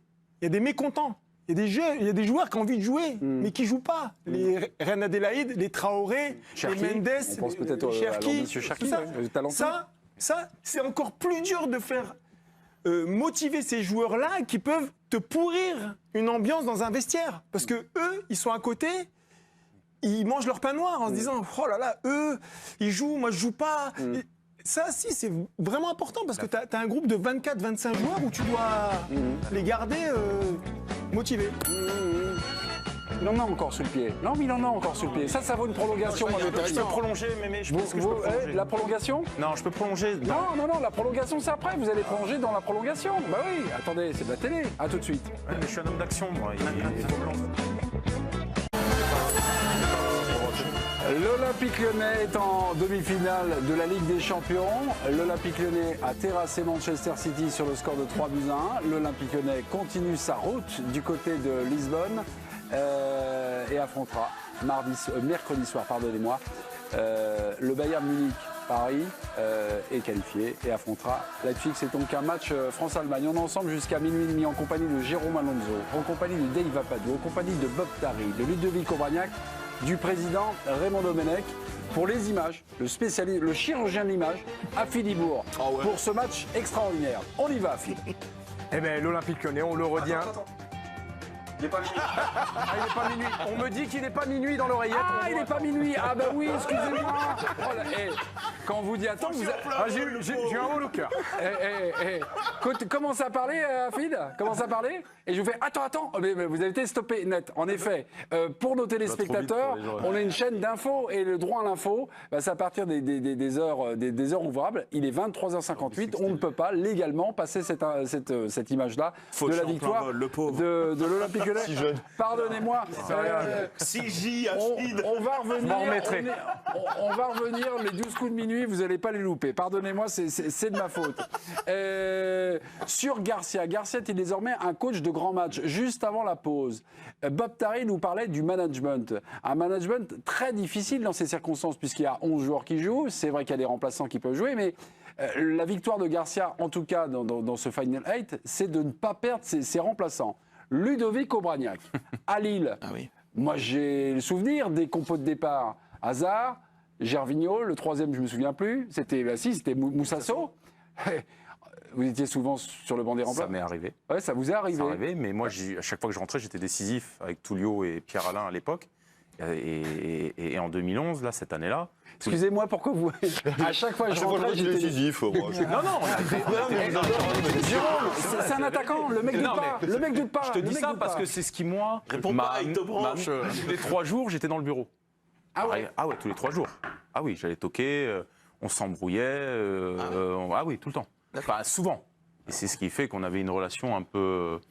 Orageuse. On aimait bien se titiller tous les deux. Mais finalement, son management, en fait, j'allais dans le bureau souvent pour lui dire quelque chose. Et lui, il était tellement fort qu'il arrivait à me retourner le cerveau pour faire passer un message. Et je sortais du bureau, finalement, je redevenais doux comme un agneau. C'est vrai ? Et à fond dans l'esprit du collectif. Et comment il faisait? Est-ce que vous vous souvenez déjà, il a un côté un peu charmeur. Donc, il demandait des nouvelles de la famille, ça. Tu vois. Et je trouve que tu as fait une bonne rentrée, tu devrais continuer comme ça, c'est pas mal. Tu vois, il arrivait à meubler le truc. Et c'est vrai qu'il m'a gardé mentalement frais. Et au final, moi, j'ai joué le jeu. J'ai été récompensé puisque j'ai mis le but en finale de la Coupe de France contre Paris. Et le but du 2-2 au Parc une semaine après où on prend le titre. Donc j'aurais pu craquer. Mais lui, il m'a accompagné et là, il est fort là-dedans. Il est vraiment fort. Tu te rappelles comment il arrive dans le métier, Rudy ? Comment ? Tu te rappelles comment il arrive dans le métier? Il est préparateur physique de Robert Nouzaret à Saint-Etienne. Ouais. John Toshak quitte le club le 2 janvier à 9h du matin. On part en stage à Biarritz. Il n'y a plus d'entraîneur. Doublette, Wallem, Garcia. Mais pas prévenu, hein, en une demi-heure. Et rappelez-vous, cette année-là, année des faux passeports, on est quasiment relégué en janvier. Donc il apprend le métier comme ça. Donc si tu veux, pour tout le reste de sa carrière, le type, ces 6 premiers mois, il est dans un club ultra populaire qui est condamné à la descente avec un binôme entraîneur-joueur. Ça veut dire que le type, il a tout de suite dû composer avec un vestiaire. Un vestiaire, c'était bizarre. Il y avait un entraîneur-joueur que les gars aimaient bien. Tu vois, donc finalement, ces premiers 6 mois vont t'amener, je pense, humainement, à tout ce qu'il va réussir à faire après. Et notamment, parfois, à retourner le cerveau d'un joueur. Mais c'est parce qu'il a commencé dans le très très dur. Je crois qu'on l'a dit trop bien sur Rudy Garcia. C'est juste non, une histoire. c'est très bien. À l'heure générale, il est minuit. Il est minuit passé. À Philibourg, les images de la victoire de l'Olympique Lyonnais contre City. Les images, et c'est bien, c'est parti très rapidement avec, dès la 24e minute, une ouverture de Marsal pour Toko Ekambi, qui est au duel face à Garcia. Garcia récupère la balle, mais c'est l'inévitable Cornet qui a bien suivi et qui ouvre le score. À la 69e minute, Raheem Sterling va se jouer de Denayer. Sterling centre en retrait pour De Bruyne et De Bruyne égalise. 79e minute, Moussa Dembélé part seul au but sur une passe d'Aouar et transforme son face-à-face. 86e minute, le loupé immanquable de Sterling et 1 minute plus tard, c'est Dembélé qui vient doubler la mise. Deuxième but dans la compétition cette saison pour Dembélé. 2 demi-finales franco-allemandes cette année en Champions League. L'Olympique Lyonnais affrontera le Bayern de Munich et le Paris Saint-Germain affrontera Leipzig. Dans quelques minutes, les notes de l'équipe du soir. Vous avez envie de noter des joueurs de l'Olympique Lyonnais, allez sur le compte Twitter de l'équipe du soir. Vous nous proposez des joueurs, vous leur mettez leurs notes et nous, évidemment, on s'exécute, on est bien scolaire. Afid, juste, il est minuit passé et on n'a pas d'image de conférence de presse, il y a rien, les garçons sont pas allés en conf? Si, on a récupéré ça. Guardiola s'est exprimé juste après le match, on l'écoute. Si ça part. Un jour peut-être nous parviendrons à briser ce plafond de verre des quarts de finale. Pour le moment nous n'en sommes pas capables, je n'en suis pas capable avec cette équipe incroyable. Nous allons devoir réessayer. Notre fin de match était bonne, nous avons beaucoup créé, mais nous avons fait 1 ou 2 erreurs dans cette compétition si difficile. Cela nous était déjà arrivé la saison dernière contre Tottenham. Un jour peut-être nous nous améliorerons et nous briserons la malédiction. Une conférence de presse grâce aux copains d'RMC qui diffusent le match. Guardiola peut-il vraiment gagner la C1 sans Lionel Messi? Dans quelques minutes, nous aurons cette explication et nous aurons ce débat. Et Rudy Garcia en conférence de presse, évidemment, dès que la conférence de presse de Rudy Garcia se termine, on écoutera. Les notes de l'équipe du soir, c'est parti. Une petite remarque. Allez-y, faites une. Heureusement que ce n'est pas un entraîneur français qui dit un truc pareil. Hein. Ah ouais? On y arrivera l'année prochaine, c'est bien. L'année dernière, on n'a pas réussi. Cette année non plus, on y arrivera. Mais l'année prochaine, on y arrivera. On va tout faire. C'est une grande équipe, mais on y arrivera. Bravo les gars. On continue, allez. Il voit du petit lait. Je vous fais Raymond Domenech. Du petit lait. Du petit lait. Les notes de l'équipe du sport, s'il vous plaît, mes amis en régie. Voilà, s'il vous plaît, compte Twitter tu vas de ramener l'équipe. du gros poisson là, ce soir, à mon avis. Le compte Twitter de l'équipe du soir. Quel joueur voulez-vous qu'on note? Prenez le contrôle, allons-y. Notez Aouar, s'il vous plaît. Pour moi, c'est 8, c'est un très bon match. Tariq Bouzama nous dit 8. Oh là! Il y avait un 10. Il y avait un 10, mais non. Exceptionnel. Kevin De Bruyne, qui ne regarde pas le foot, qui ne regarde pas la Ligue 1, a dit en face, là. 10, il a marqué. Aouar. Il faut croire qu'il connaît un peu le football quand même. Il a été incroyable. Franchement, il a été incroyable. Tout ce qu'il a fait, c'était juste, ce qui n'est pas toujours le cas avec Aouar, qui parfois peut avoir des péchés de gourmandise. Souvent avec Raymond, on regarde ça. Il peut avoir cette tendance parce qu'il est tellement facile et tout. Là, aujourd'hui, il n'est pas du tout tombé dans ces trucs-là. À chaque fois, il est sorti de situations incroyables. À chaque fois, il a bonifié tous les ballons. Toutes les ouvertures dans le dos, dans les intervalles, c'est lui qui les a faites. Ses conduites de balle étaient merveilleuses. J'ai trouvé que c'était juste de A à Z. Franchement, c'est juste de A à Z. Il manque juste, allez, peut-être un but dans l'histoire pour que ce soit 10. Franchement, pour vraiment match parfait. On a eu un petit peu peur quand même pour Aouar. Quand? Là, ce soir? Non, pas ce soir, mais ces derniers mois. Il a sorti des matchs fulgurants, après un peu disparu. Il avait eu du mal d'ailleurs à se remettre des compliments de Guardiola lors du match 2-2, le match retour à Gerland. Et ben depuis ça, vous savez ce que c'était ces matchs? C'est je fais des coups. De temps en temps, j'élimine tout le monde, c'était des coups. Là, ce soir, c'est d'une densité, d'une plénitude, d'une rigueur. Parce qu'il n'a pas donné sa part au chien aussi pour aller dans les bons espaces, pour faire le pressing. Pour boucher le côté là-bas. Exactement, avec, voilà, le côté gauche et tout. Là-bas, Là, ça, c'est un vrai match. C'est un vrai match. Ce qu'il faisait là depuis ce fameux match contre City, là, où effectivement ça lui avait un peu tourné, et puis on parlait de lui en équipe de France, il faisait des coups et il s'en contentait. C'est un vrai match, dans un vrai contexte, contre une vraie équipe, là où on l'attend. Ouais, t'as raison. Et aujourd'hui, contrairement à ce qu'il faisait par le passé, il a répondu aux attentes dans un contexte et une situation bien définie. Contre un club qui, soi-disant, veut l'avoir l'année prochaine, une grosse écurie, et en fait, tu sentais qu'il n'avait pas cette maturité, cette constance. Et aujourd'hui, ce qu'il a fait, il a fait un match plein. Vous parlez de contexte. On va juste reprendre la conférence de presse d'hier, la conférence de presse d'avant-match. Il y a eu l'idée de la question, match particulier pour vous, Oussem Aouar. Est-ce que vous passez presque à l'entretien d'embauche? C'est la vraie question, écoutez. Oussem, Pep Guardiola, qu'on a vu tout à l'heure, apprécie beaucoup votre profil. On sait que tu vas peut-être passer un cap cet été dans ta carrière. Est-ce que demain, c'est aussi un entretien d'embauche pour toi? Il peut partir que si on gagne la Ligue des Champions, comme ça les choses sont claires.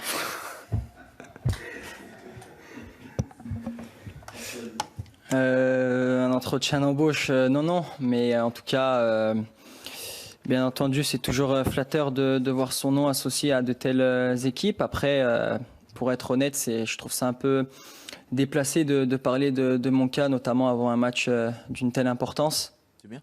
Bon, le mec répond bien. Hein. Ouais, c'était juste en conférence de presse, c'était juste ce soir. Vous vouliez reprendre la main sur ce que nous disait Bob Tari, Non, Raymond. pas par rapport à ce qu'il disait. On a tous la même impression qu'il a fait un super match. Quand on regarde les stats, 16 ballons perdus. 16 ballons perdus. Il a 52% simplement de duels gagnés. Il a touché 49 ballons pour un milieu de terrain. Je veux dire, c'est peu. Mais 16 ballons perdus. Mais tout ce qu'il a fait était bien visible. Est-ce que tu as vu quand il recevait le ballon, il a mis un peu de temps à s'adapter, mais dès qu'il a vu qu'il était ciblé, tout de suite, il se rendait disponible. Quand tu es le dépositaire du jeu d'une équipe qui joue bloc bas, 16 ballons perdus, c'est pas incroyable. À 28% de possession, franchement, ce qu'il a fait, enfin moi j'ai pas le souvenir ce soir de me dire, tiens, Aouar il a perdu des ballons. Au contraire, tout ce qu'il a fait, il l'a bonifié. On parlait de la bonne santé d'Oussem Aouar. Il faut associer une chose à Oussem Aouar, et ce soir il passe un peu à l'as.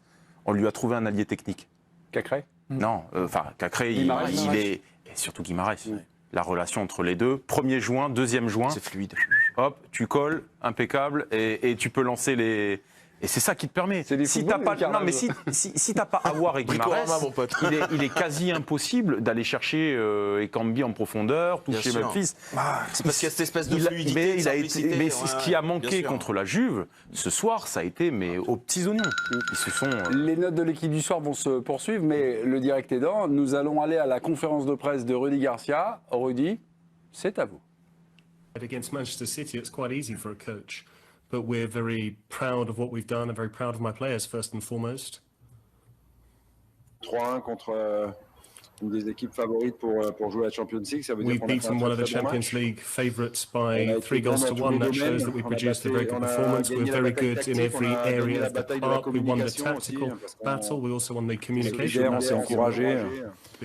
On a du talent dans cette équipe et puis on a vu un état d'esprit vraiment de très très haut niveau, un esprit collectif assez incroyable. Tout le monde s'est défoncé pour aider l'équipe et le partenaire. Et comme on l'avait prévu, et puis après j'arrête là, comme on l'avait prévu, le salut est venu du banc de touche aussi, puisque les 5 qui sont rentrés sont très bien rentrés et Moussa a fait la diff. J'ai même peut-être fait 4 changements d'ailleurs. Possible, je ne me rappelle plus. Une autre question pour Julien Froment d'Europe 1.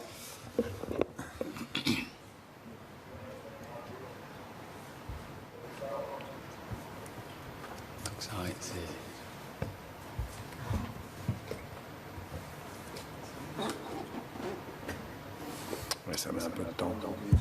Une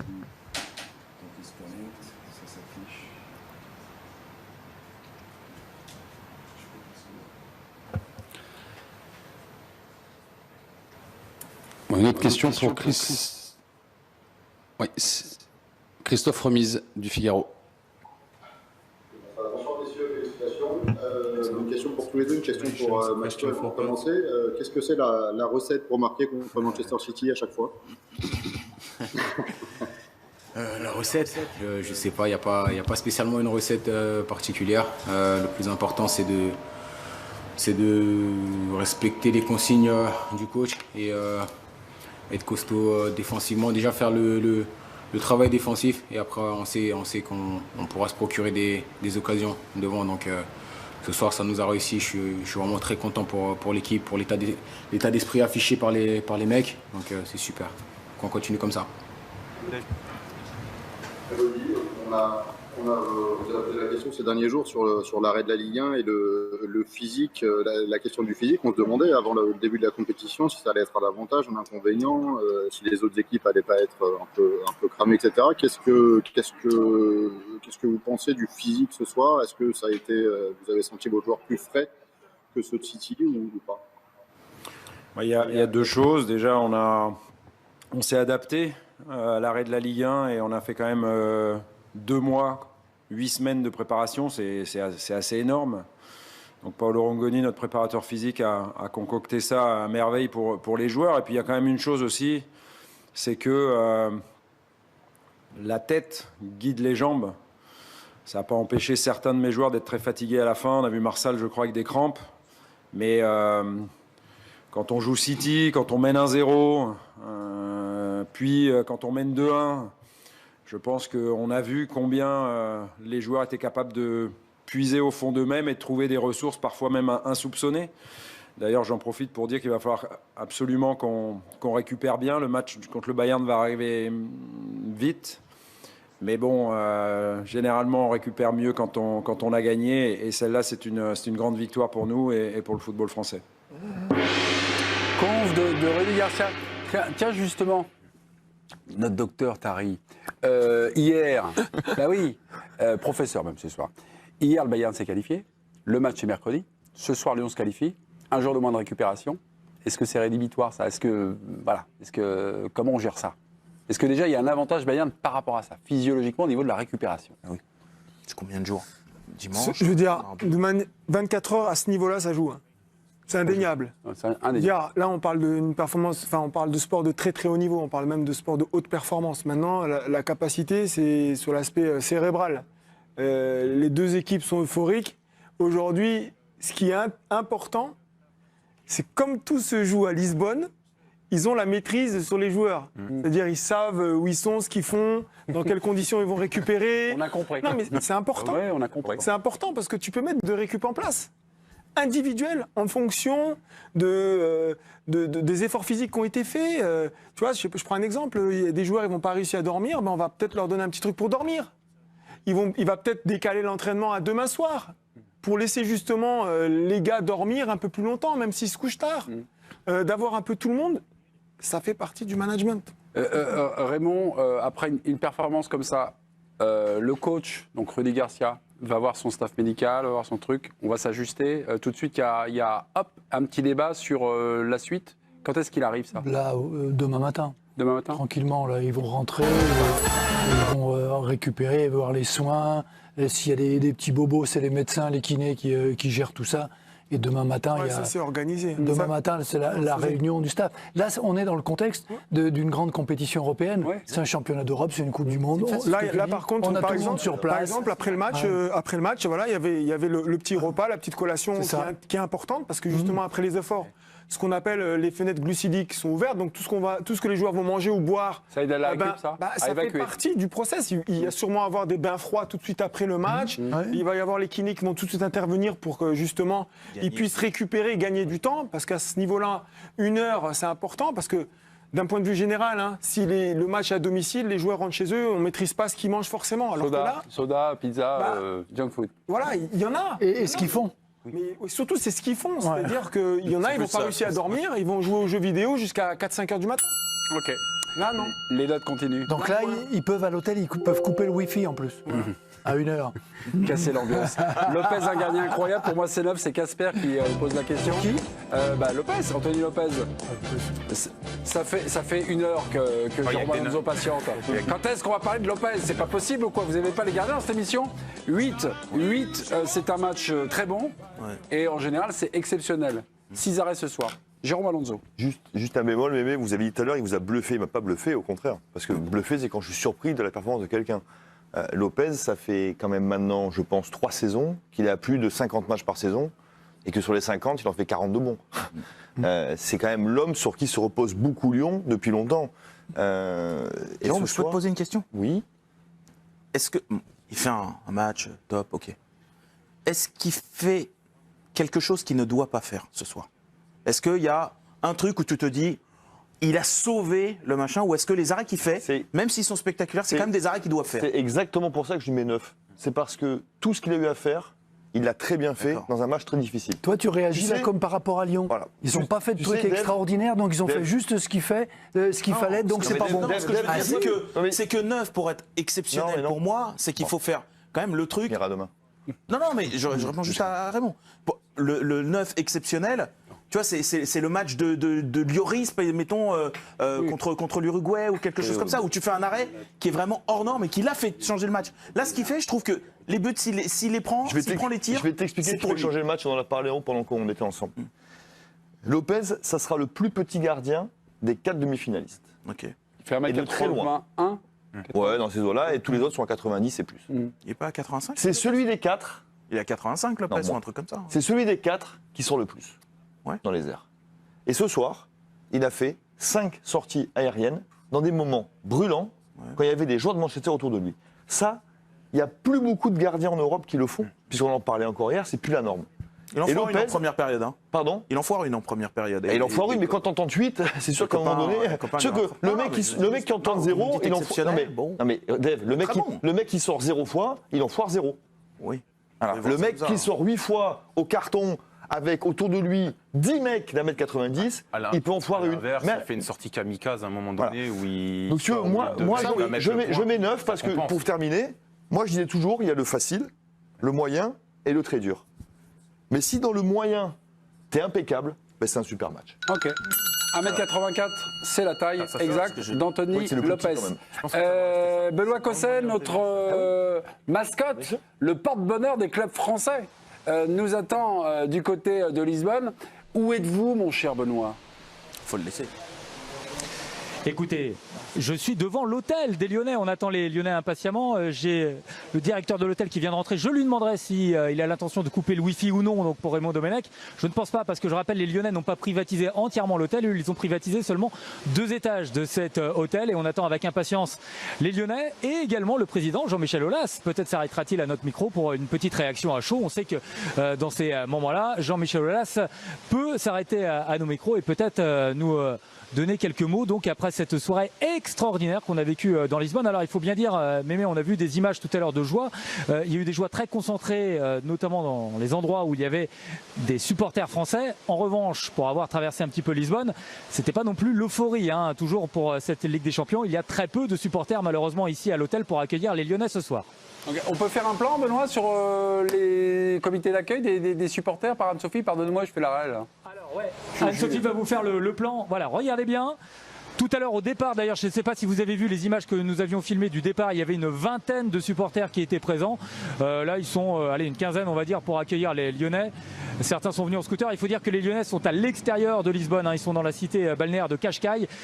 Plus difficile d'accès, on va dire, que l'hôtel des Parisiens. Ceci explique certainement cela. Merci beaucoup, Benoît. Salut pour moi, Anne-Sophie. Guardiola maudit. Guardiola peut-il vraiment gagner la Ligue des Champions sans Messi? Sans Lionel Messi. Bob. Je l'ai dit tout à l'heure, mais personnellement, faut de me dire Guardiola il est dogmatique, c'est un super tacticien. Oh, demi-finale Ligue des Champions, caca culotte. Gestion de la pression d'une telle compétition, franchement aujourd'hui, il s'est renié comme pas possible, comme en finale de la demi-finale contre Arsenal de la Cup. C'est-à-dire, dans sa proposition de composition d'équipe, même nous, on n'y a pas cru. On s'est dit, ouais, non, il y a une erreur quand même. Ouais, c'est ça. Pendant Il a longtemps, laissé- on s'est dit, ça doit être la compo probable. Il a laissé trois joueurs qui sont, il a laissé merde. trois Ça joueurs commence. qui sont ses détonateurs sur le banc, les deux Silva et Mahrez. Et après, on vient me dire qu'il voulait gagner et aller loin dans cette compétition. Ça, c'est la première chose. La deuxième chose, c'est le management. Vous pensez vraiment que quand il a fait la causerie d'avant-match, vous pensez qu'il a transcendé ses joueurs comme Rudy Garcia? Les joueurs, ils ont été à l'image de leur entraîneur aujourd'hui. Ils ont été inhibés et absents total du débat.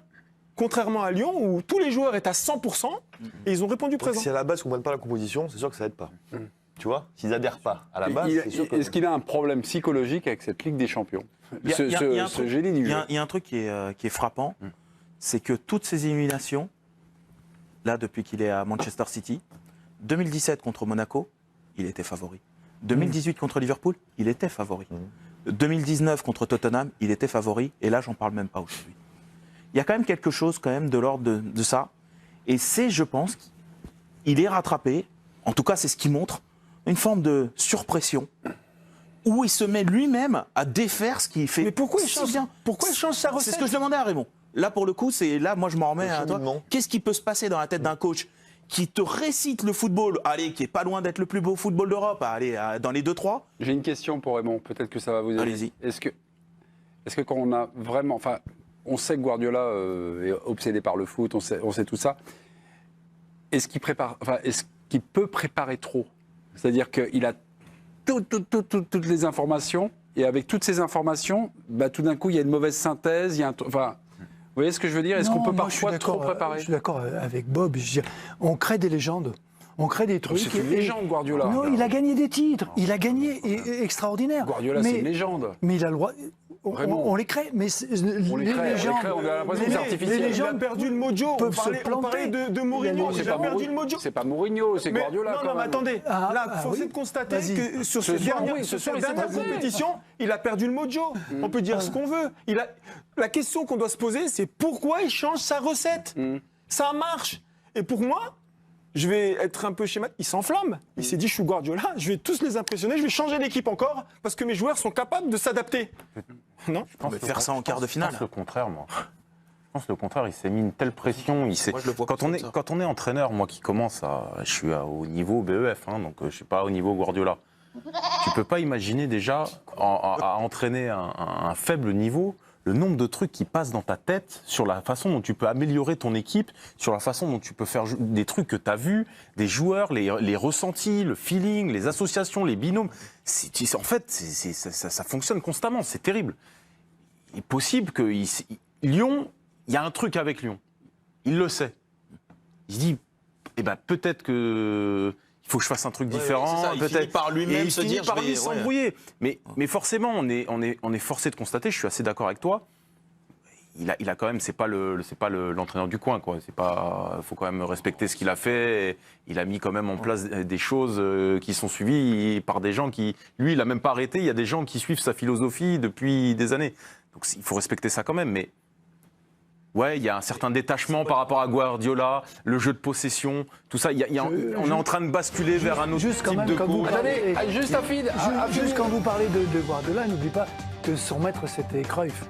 Et le vrai, celui qui a mis la conception de ce jeu-là, c'est Cruyff. Il l'a repris, il l'a amélioré, il l'a fait. Mais comme disait Bob, il y a un moment, même les grands entraîneurs, ils ont des périodes compliquées. Ils viennent de se faire éliminer 3 fois de suite dans des positions où ils devaient passer tranquillement. Et parce que...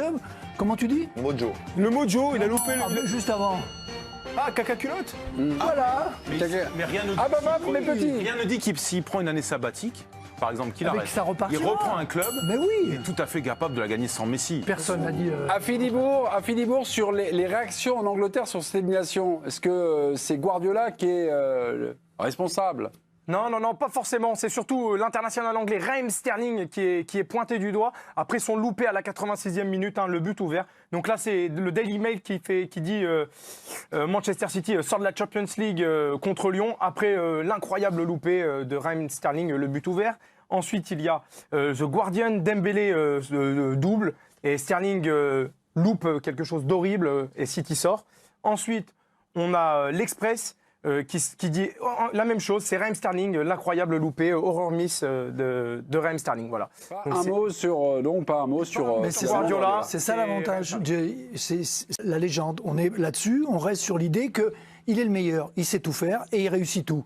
Et on ne l'attaque pas. Il ne sera pas épargné, Raymond, là. Il sera pas épargné. Peut-être pas là, dans les premières remarques. Parce que là, moi, je pense qu'ils sont en lecture première du match. Ils sont sous le coup du raté de Sterling qui est énorme. Mais in fine, on va reprendre, c'est pas là, pour le coup, c'est quelque chose qui est en droite ligne de ce qui s'est passé avant. Symboliquement, j'observe, verra ce que c'est.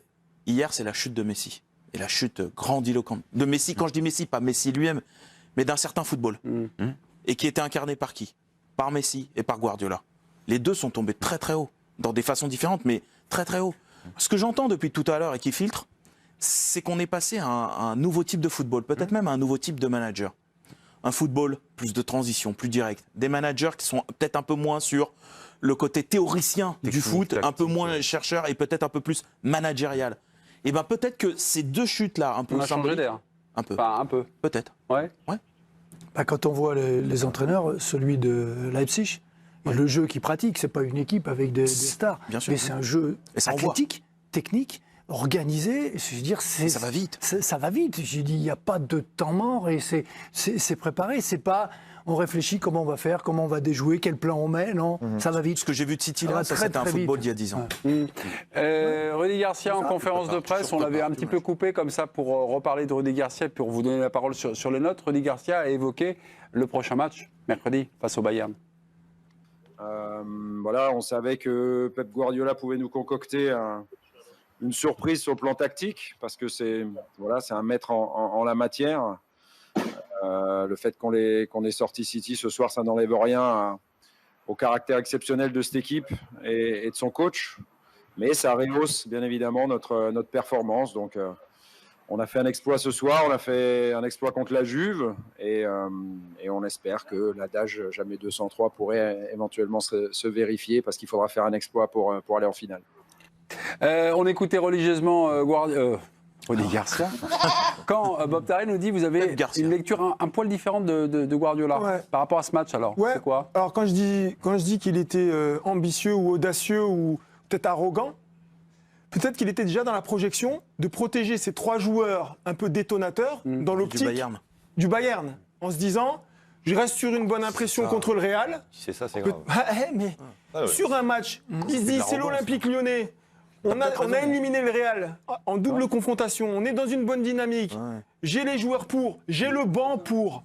Et peut-être qu'il était dans cette conviction de dire, je garde les deux Silva plus Mahrez pour le Bayern. Oui, Bob, on peut être d'accord avec toi jusqu'à la mi-temps. Oui. Mais à la mi-temps, il faut qu'un changement. À la mi-temps, tu te dis, attends, là, on est dans la nasse, il va falloir vite faire quelque chose, et tu fais rentrer ces joueurs-là, justement. Il a attendu la 60e minute pour faire rentrer un seul, Mahrez. Mais c'est même après l'égalisation. Mais tu sais, j'en reviens au trop-plein de perfection. C'est-à-dire à toujours vouloir trouver un truc qui va... J'ai l'impression que ce système à 5 l'a fait lui basculer dans lui, il est fort pour imposer les choses aux autres entraîneurs, et lui il bascule à se dire je subis ce truc-là. C'est-à-dire que Guardiola, qui est celui qui incarne justement le côté j'ai mes idées, etc., c'est lui qui s'est retrouvé à s'adapter à Rudy Garcia, dont on dit que c'est plutôt quelqu'un qui, lui, à chaque fois qu'il y a quelqu'un, il y a une grosse équipe, il s'adapte, qu'à parfois même il a mis 6 défenseurs et tout. C'est le comble. Ce soir, Guardiola essaie de s'adapter à Garcia, mais on bascule. Psychologiquement, il a peut-être craqué. Et tu as vu la nervosité dont il a fait preuve tout au long du match. Oui, mais la nervosité de ses joueurs.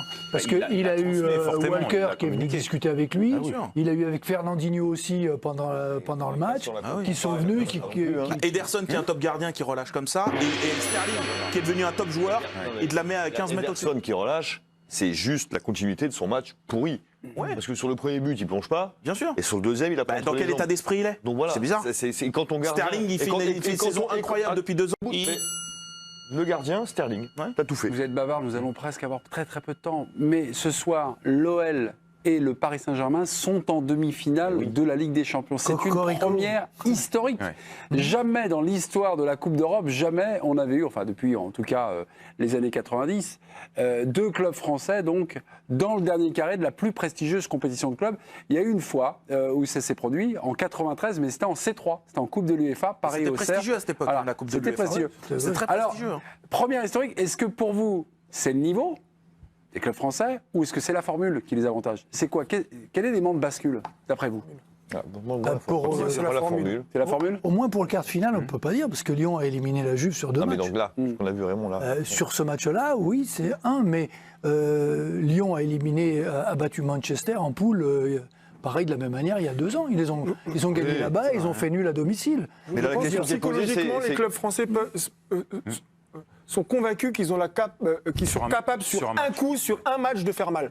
Or, leur plafond de verre, c'est plutôt de se dire la continuité, un match aller, un match retour, la peur de conserver un score. Gérer l'entre-deux. Voilà, on a bien vu. Le format Coupe du Monde leur convient mieux. D'accord. Okay, d'ailleurs, on est champion du monde, c'est pas pour rien. Dans ce débat, champion du monde. Dans ce débat, à Philibourg, on va s'inviter parce qu'il y a une réflexion d'un personnage central de l'équipe du Soir Rapide. Quelle réaction par rapport à ce débat? C'est Didier Quillot, directeur général exécutif de la LFP, qui a mis un petit tweet. Bravo à l'OL pour cette extraordinaire victoire. Quelle fierté pour la Ligue 1. 2 clubs français en demi-finale de Champions League pour la première fois de l'histoire. Allez PSG, allez le PSG et l'OL, on est tous avec vous. Ok, bon, c'était plutôt sympa. La dernière fois, on a eu un tweet de Didier Quillot juste après la qualification de Lyon contre la Juve, je crois. C'était coucou les grincheux, c'était sur le niveau de la Ligue 1. Vous étiez un peu enflammé, là, Didier est parfait. Moi, je me suis enflammé. Non, vous n'étiez pas enflammé, mais vous étiez un petit peu agacé. C'était pour un autre tweet, non? C'était pas pour celui-là. C'était pas pour... Ah oui? Non, c'était pas pour... C'est le tweet de... Non plus. C'est le tweet de qui? D'une certaine ministre des Sports. Ah oui, d'accord, ok. Roxana Maracineanu. La une de l'équipe, on retourne voir Philippe. Après le dément le lendemain de la victoire du PSG contre l'Atalanta, on aura le droit à fabuleux en une de l'équipe demain à retrouver dans vos kiosques. Elle est belle la une, hein. Elle est magnifique. Hein. Merci beaucoup Afid, merci les copains. Plaisir. Bah oui, c'est fou. Et pour info, les Lyonnais ne sont pas encore arrivés à l'hôtel. Image d'Anne-Sophie Bernardi et confirmation de notre envoyé spécial, Benoît Cosset. Non, je pense qu'ils sont restés pour faire les soins, la récupération.